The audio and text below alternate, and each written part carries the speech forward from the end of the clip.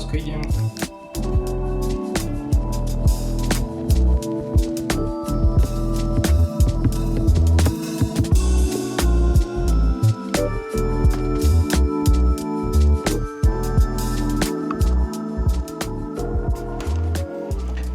Dobrý deň, prajem.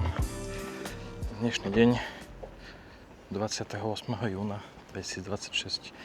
Oficiálne je najteplejší letný deň zatiaľ. A uvidíme, ako sa situácia vyvinie, ale 38 stupňov je za mňa dosť. A momentálne je nejaké 6:30 večer, tak som si povedal, že skočím aspoň na chvíľu niečo sa prejsť. Testujem nový ruksak na pohodu s Camelbagom. Doteraz som sa tomu dosť vyhýbal, lebo som počul, že teda ľúbi to plesniveť, pokiaľ sa človek o to nestará. A dúfam, že mne sa to podarí. Celkom sa mi páčia aj tie vačky, čo sú na tých strapoch, aj keď predpokladám, že mi v tom bude fajn teplo na tej pohode. Ale zvykol som chodevať s ladvinkou, povedal som si, že ladvinka má dosť ťaha na krku, keď to má človek 4 dní na sebe a máš zodratý krk, takže ruksak it is. Celkom fajn, z Decathlonu nie je ani veľmi veľký, ale sedelo mi to najlepšie z tých troch kategórií. Je to v podstate ruksak určený na bicykel, takže uvidíme, ako sa osvedčí. Po prvých 5 minútach si dovolím tvrdiť, že to nie je také hrozné. Keby asi nejdem po tieni, možno by som vrával niečo iné. Našťastie máme tu výhodu, že na našej ulici zapadne slnko za Karpaty relatívne skoro, takže je tu príjemne. Máme pásko na pohodu. Dal som si ako skalný fanúšik samozrejme týždeň dopredu. Včera sa mi podarilo dostrihať veškerý materiál, ktorý máme z Číny. V podstate 4 hodiny približne zostrihal na nejaké 3 20-minútové videá. Veľmi ma to baví strihať, čo je, nikdy by som to nebol povedal. Takže ak máte niekto nejaké videá z dovoleniek alebo od hocyklade, ktoré by som mohol dostrihať, tak mi to pošlite a veľmi rád sa s tým pohrám.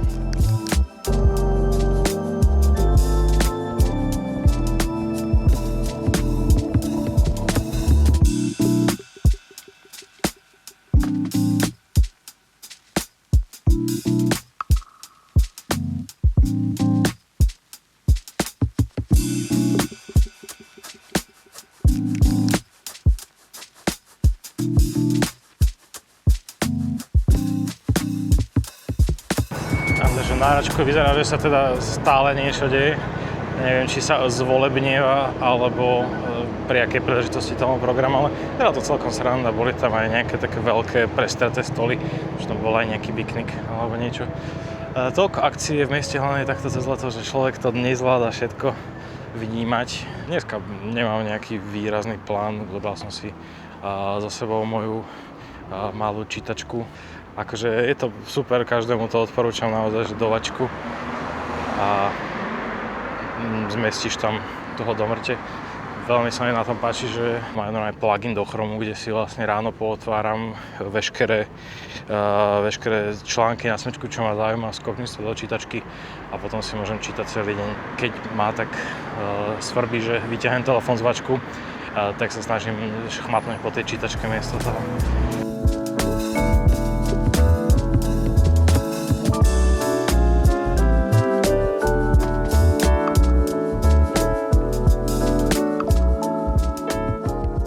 Cez prechádzanie, že tam to teda nie je sranda, pokiaľ človek môže ísť tieni, tak ešte dobre. Ale som si uvedomil, že prečo v Decathlone predávali na tú hadičku taký ten neoprenový návlek, lebo keď človek začne piť, tak to prvé decko je také, že dosť echt teple a už potom je to trošku lepšie, dal som aj nejaký ľad do toho begu. Takže už potom sa to dá, ale asi to pôjdem ešte prikúpiť, verím, že na tom letisku sa to isto zíde. No.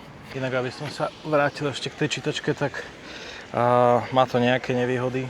Tá cenovka trošku tlačí dole niektoré veci, jednak teda nie je to podsvietené. To znamená, že v noci si to človek veľmi neprečíta. A zároveň displej nie je dotykový, čo môže byť výhoda pre niekoho. Dá sa to nabíjať USB-C-čkom, takže fajn. Osobne nie som veľký nadšenec kúpania sa v jazere, ani neviem prečo, ale možno to bude aj s tým, že od covidu predsa tá váha išla hore a človek sa potom necítil úplne komfortne sa ísť ukazovať na jazero. Ale zistil som, že veľmi podobný efekt schladenia pre mňa majú buď námestie ako je Gotko. Proste hocikde, kde je fontána. Aj Kochová bola super, keď som tam bol minulé pozrieť, ak ste neboli, odporúčam. Je to podľa mňa spraviť citeľný rozdiel, keď aspoň tá fontána tam trošku ochladzuje ten vzduch versus v podstate rozpálený betón niekde na sídlisku.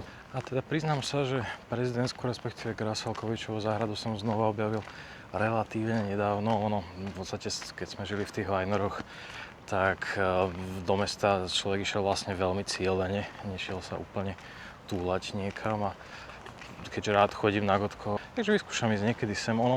Človek má z toho pocit, že nejaké stromy tu sú, ale stále je tu veľa otvorenej plochy, takže by si povedal, že až toľko sa tu jeden neschladí, ale na druhej strane aj takáto malá fontánka vlastne vôbec nie je zlá.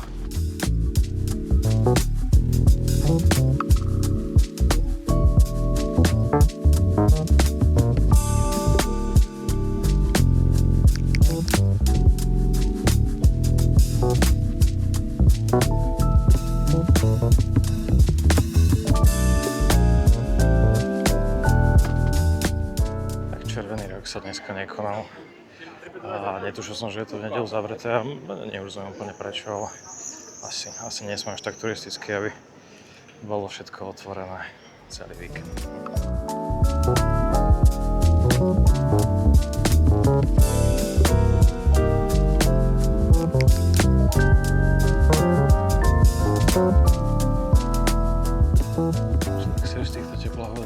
Ako veľmi sa vlastne hodia tie zelené ostročky v meste. Potom na druhej strane je otázka, že či by sa nehodili možno aj do úplného centra na hlavné námestie, poďažmo tých Františkánov, lebo ich pár stromov je fajn, ale aby sa nejaká časť tej dlažby bolo možno dobre vymeniť za nejaké trávnaté plochy, ale tak asi sú na to povolanejší, ktorí by to mohli posúdiť.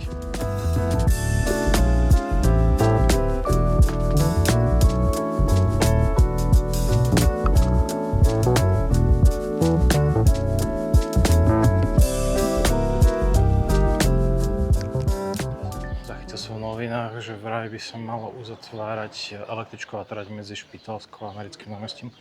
A tak som išiel pozrieť na SNPčko, že na základe toho súdim, že už to bude asi čoskoro otvorené, aby mohli ísť električky tádeto na obchodnú. A vyzerá to dobre. Teda na tom SNPčku tam pred starou tržnicou to vyzerá, že ešte to bude trošku chcieť. Ale teším sa na to. Bude to určite kultúrnejšie, lebo tie popraskané, tie asfaltové chodníky boli už dosť o ničom.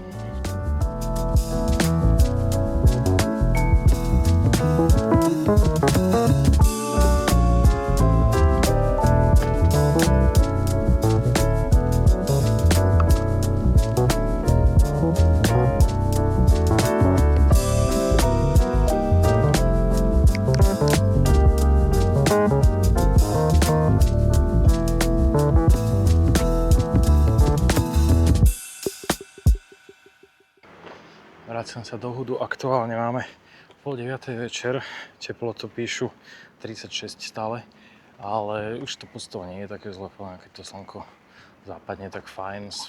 Včera noci sme sa snažili vyvetrať a keď sme o 11:00 otvorili okno, tak stále to bol dosť záhul. Prekvapilo, že za víkend skolabovalo, ja neviem, či 10 ľudí alebo koľko, som čítal, že nejakého 86-ročného pána našli v Dražďaku.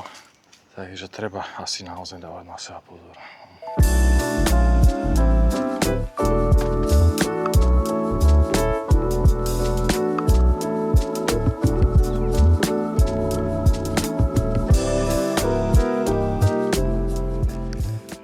Hlavné poučenie na dneska je, že ideálne sa nechoďte prechádzať do 38 stupňovej teplot, pokiaľ nemáte plán, nemáte vodu, nemáte opalovák a nemáte Boha pri sebe.